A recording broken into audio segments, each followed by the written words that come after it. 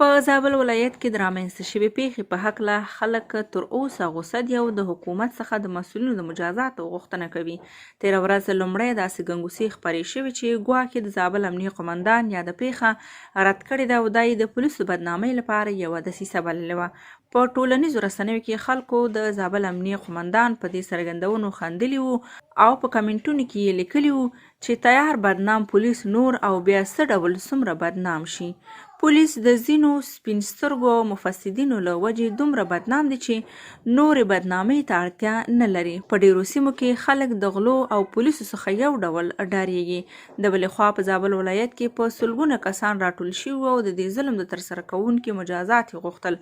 نه پوهېږم قومندان صاحب به څه وایي چې دا دومره خلک ولې بدون د هیڅ سبب څخه راووځي او لاریون پیل کړي. دغه نجلۍ چې تیری ورباندې شوی دی د فضل په نامه د یوه کس لور ده.